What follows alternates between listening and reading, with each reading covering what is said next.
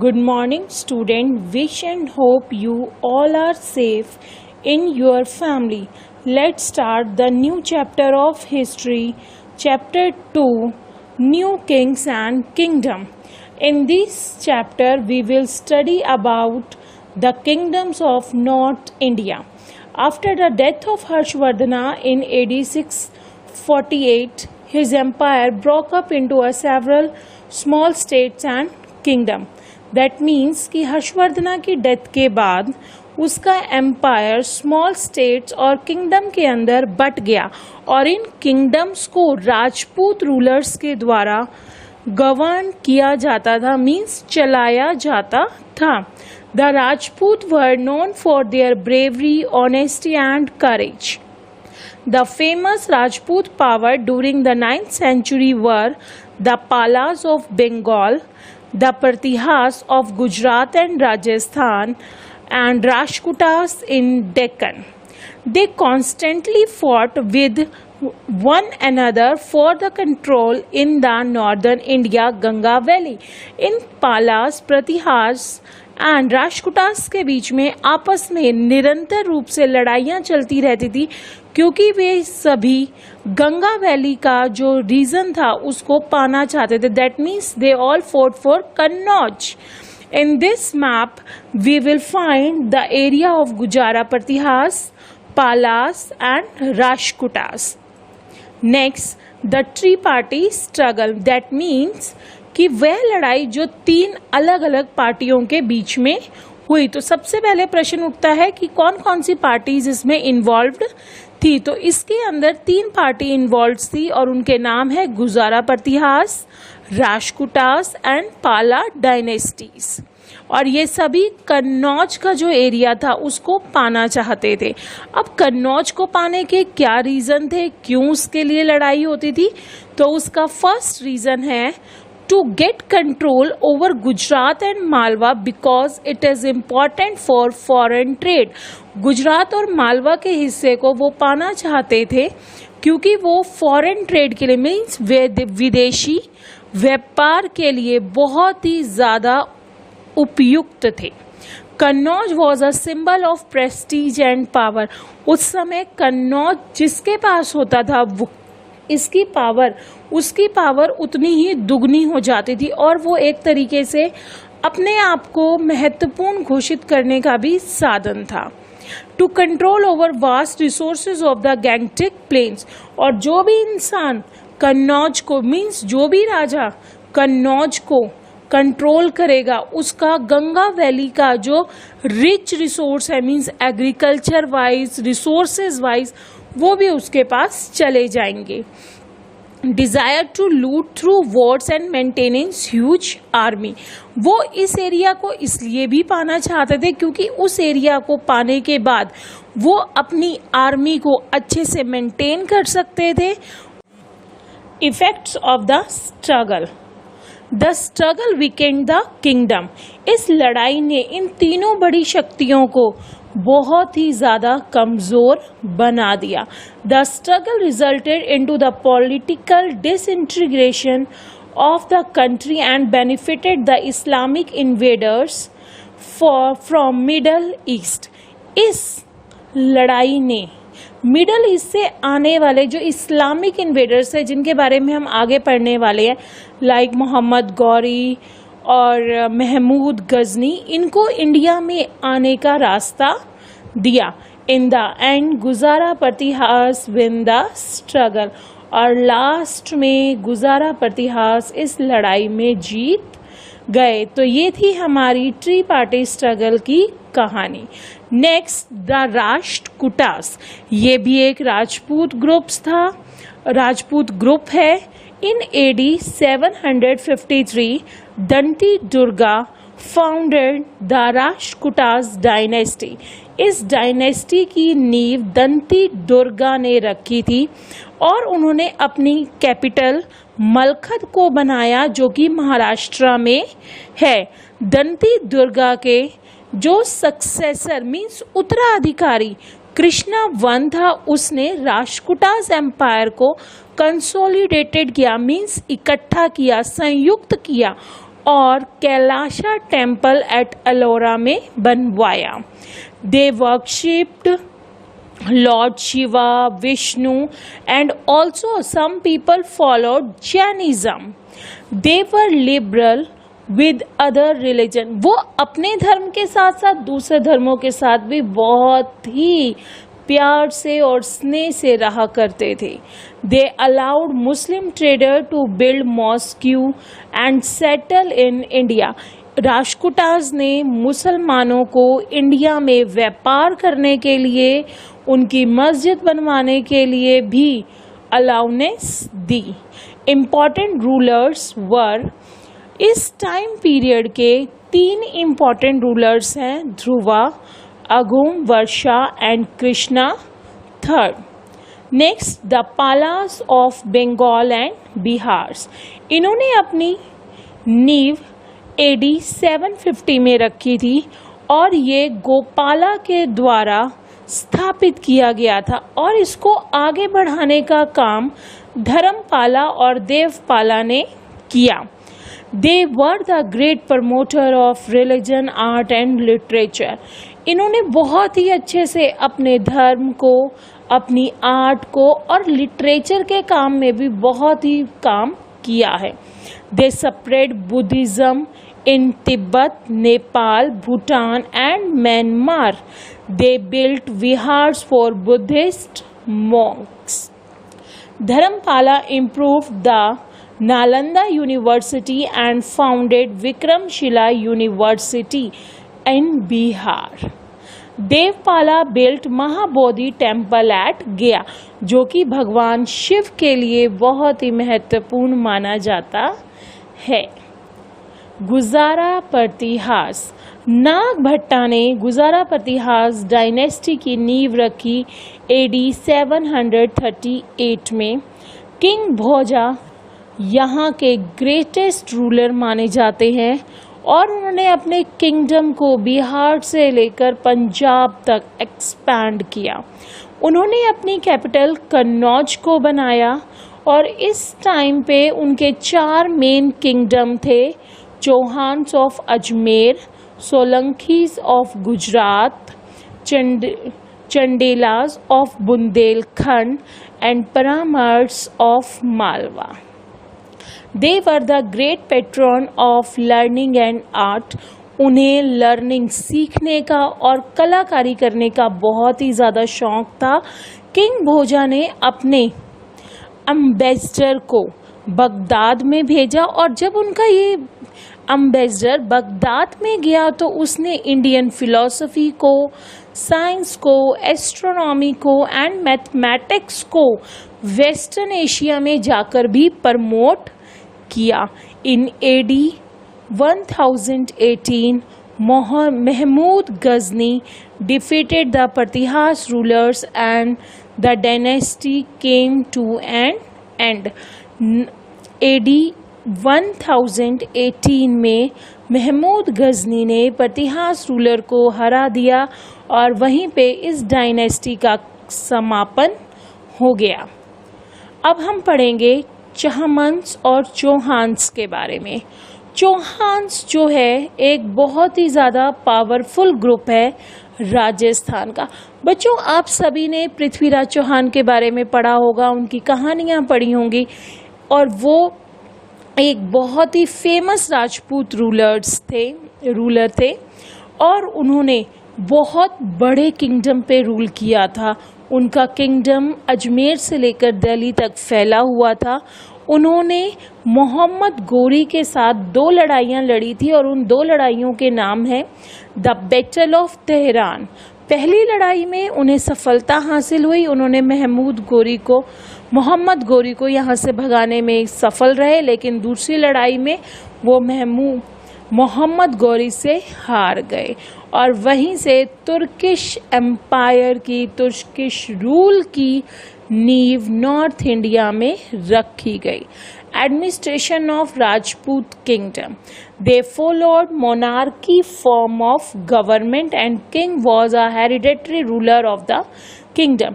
Monarchy form of government का मतलब ये है कि हमें चुनाव करने का कोई अधिकार नहीं होता। राजा के बाद उसका बेटा, उसके बेटे के बाद उसका बेटा, मीन्स हेरिडिटरी किंगडम होता है। मीन्स एक ही पीढ़ी उस राज्य को संभालने का काम करती हैं। Kings power were restricted by Samantas, learn Brahmans and traders. King तो था, बट उसको कंट्रोल करने वाले सामंत थे, लर्न ब्राह्मण थे एंड ट्रेडर्स थे। The main source of income was land revenue and taxes. Land revenue was usually 1/6 of the total produce. उस साम्राज्य की मेन सोर्स ऑफ इनकम क्या था? Land revenue and taxes. Land revenue already fix था, वो था 1/6 of the total produce. They spent money for the maintenance of the royal family, construction of temples, forts and for the war. जो भी पैसा उन्हें मिलता था लैंड रेवेन्यू से एंड टैक्सेस से, वो सारे का सारा पैसा रॉयल फैमिलीज की मेंटेनेंस के लिए, मतलब कि राज्य के परिवार को, उसकी फैमिली की देखभाल में यूज़ किया जाता था। नए मंदिर बनवाने के लिए, किले बनवाने के लिए और युद्ध के सामान को खरीदने के लिए यूज़ किया जाता था। Economic condition, education, religion, architecture and the society. Economic condition, main occupation of the people was agriculture. वहाँ के लोगों का मेन व्यवसाय एग्रीकल्चर था। उसके साथ साथ craft, would work and metal work also developed. The main article of exports were spices, metal work, silk, cotton and so on. ये वो चीज़ें हैं जो कि हम विदेशों में एक्सपोर्ट करते थे, मीन्स भेजते थे। They had trade connectivity with West Asia and South East Asia. उनका अपने देश के साथ साथ वेस्ट एशिया और साउथ ईस्ट एशिया के साथ बहुत अच्छी कनेक्टिविटी थी।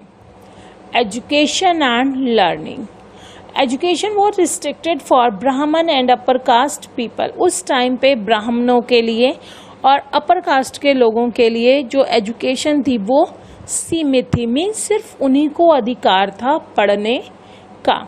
The main subject were mathematics, grammar, philosophy and religious text. उस टाइम पे केवल मैथ्स को, ग्रामर को, फिलॉसफी एंड रिलीजियस टेक्स्ट की ही पढ़ाई जाती थी।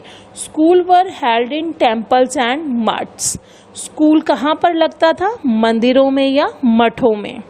कहलाना wrote Rajatarangini in Sanskrit which describe the history of the Kashmir king. Kalhana जो कि एक राइटर है, उन्होंने राज तिरंगिनी बुक लिखी है संस्कृत में, जो कि कश्मीर के राजाओं की हिस्ट्री को डिफाइन करती है।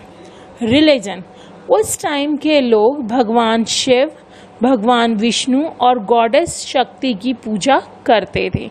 किंग वर टॉलरेंट टुवर्ड्स ऑल रिलीजन, और किंग को पर्टिकुलर किसी धर्म से जुड़ा हुआ नहीं था, बल्कि वो हर धर्म की रिस्पेक्ट करते थे। अल्बर्ट्स और नारायण्स ऐसे दो ग्रुप्स थे जिन्होंने भक्ति मूवमेंट को साउथ इंडिया में बहुत अच्छे से एक्सपैंड किया। Architecture, Buddhism was popular in eastern India and Jainism became popular among trading groups in western India.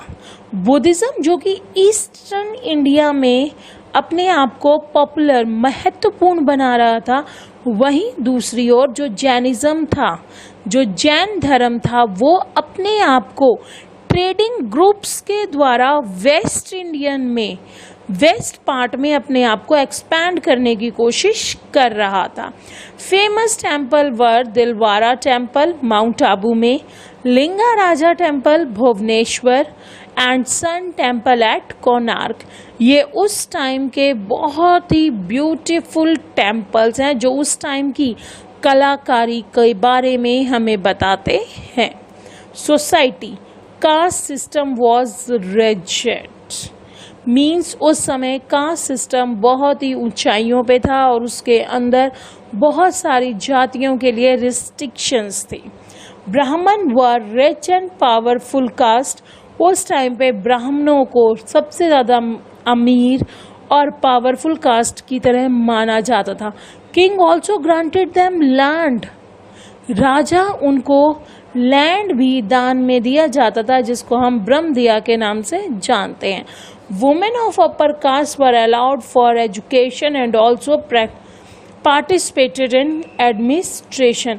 उस टाइम में अपर क्लास की औरतों को शिक्षा ग्रहण करने की अनुमति थी, लेकिन शिक्षा के साथ साथ वो राज्य के कारभार को भी संभालती थी। The upper class followed the practice of swayamvara and polygamy. जो ऊंची जाति के लोग थे, जिनको हम अपर क्लास के नाम से जानते हैं, उसमें लड़कियों की शादी के टाइम पे स्वयंवर रचे जाते थे। जैसा कि आपने रामायण में सीता का स्वयंवर देखा है, उसमें आपने देखा था कि किस तरीके से भगवान राम ने ध्वज पे प्रत्यंचा चढ़ाते हुए सीता को अपना बनाया था धनुष तोड़कर। और पॉलीगैमी एक प्रैक्टिस है जिसमें मोर देन वाइफ रखने की अनुमति मिलती थी। ये भी प्रथा केवल अपर क्लास में ही अवेलेबल थी। लिंगाराजा टेम्पल, ये जो पिक्चर है ये लिंगाराजा टेम्पल की है, विक्रमशिला यूनिवर्सिटी की है, और ये हमारे अलवर्स एंड नारायण्स के बारे में है। Next, Turkish invasion. In the end of the 10th century, Turks had expanded their power to Central Asia. 10th century के अंदर तक आते आते तुर्क ने अपनी पावर को सेंट्रल एशिया में एक्सपैंड करना शुरू कर दिया। Mahmud of Ghazni. Mahmud of Ghazni ruler बना गजनी का इन AD 998 में। He had heard about the huge wealth of Indians temple. उसने इंडिया के मंदिरों की जो प्रसिद्ध कहानियाँ हैं कि मंदिरों में बहुत सारा धन है, उसके बारे में बहुत कुछ सुना था, और वो इस बात को सुनकर इतना प्रभावित हो गया कि वो इंडिया पर 17 बार लूट करने के लिए तैयार हुआ। उसने 17 बार इंडिया पर बार बार अटैक किया, और उसके बाद जब वो अटैक करता था पंजाब, मथुरा, कन्नौज और सोमनाथ टेम्पल से उसने बहुत सारा धन लिया, और उस धन को लेकर अपने शहर में जाकर उसने अपने शहर गजनी को बहुत ही सुंदर बनाया। मेन बात यह भी है कि महमूद ऑफ गजनी ने केवल इंडिया में अपने आप को एस्टेब्लिश करने के लिए रेडेड नहीं की थी, बल्कि वो यहाँ पर सिर्फ लूटपाट मचाना चाहता था, ना कि अपने एम्पायर को एक्सपैंड करना चाहता था। He plundered Somnath temple in Gujarat in AD 1025 and took wealth, jewellery and precious stone to Ghazni. और उसने सोमनाथ टेम्पल पर 1025 AD में आक्रमण किया, यहाँ की धन संपदा को लूटा, मंदिर की ज्वेलरी को चुराया, प्रीशियस स्टोन को चुराकर गजनी में ले गया। नीचे हमने आपको सोमनाथ टेम्पल का चित्र दिखाया है जो कि कोणार्क में स्थापित है, और इधर कॉइन्स हैं जो कि महमूद ऑफ गजनी के टाइम के हैं। महमूद ऑफ गजनी के साथ साथ ही मोहम्मद गौरी भी एक गौर किंगडम का राजा था जिसने इंडिया पर आक्रमण किया था, लेकिन इसका उद्देश्य जो था वो महमूद ऑफ गजनी से बिल्कुल अलग था। मोहम्मद गौरी इंडिया में आक्रमण करना चाहता था, और आक्रमण करके वापस नहीं जाना चाहता था। वो चाहता था कि मैं अपने इंडिया को अपने किंगडम का पार्ट बनाऊं। इसने जब हमारे ऊपर आक्रमण किया तो इसने मुल्तान, पेशावर और लाहौर को अपने अंदर कंट्रोल में किया। After defeated Prithviraj Chauhan, he captured the area of Delhi and Ajmer. Prithviraj Chauhan को हराने के बाद इसने दिल्ली से लेकर अजमेर तक के सारे साम्राज्य को अपने अंदर मिला लिया। He expanded his empire to Kannauj valley after defeating Raja Jaichand. Raja Jaichand को हटाने के बाद इसने अपने साम्राज्य को कन्नौज वैली तक एक्सपैंड किया। After all this successor he return back to Afghanistan. इतना कुछ इंडिया में जीतने के बाद, हासिल करने के बाद वो अफगानिस्तान की तरफ वापस गया। तो जब वो अफगानिस्तान गया तो उसने ये सोचा कि मेरा इतना बड़ा किंगडम है जो इंडिया में है, तो उसने अपने एक स्लेव को, अपने एक दास कुतुबुद्दीन ऐबक को इंडिया का इंचार्ज बनाकर छोड़ दिया और उसको कहा कि अब इंडिया में आगे जितने भी लड़ाइयाँ करनी है, जितना भी एक्सपेंशन का काम है, अब तुम ही संभालोगे। और तुर्किश लोगों की, जितने भी तुर्किश राजा इंडिया में आए, चाहे वो महमूद गौरी है, चाहे वो मोहम्मद गजनी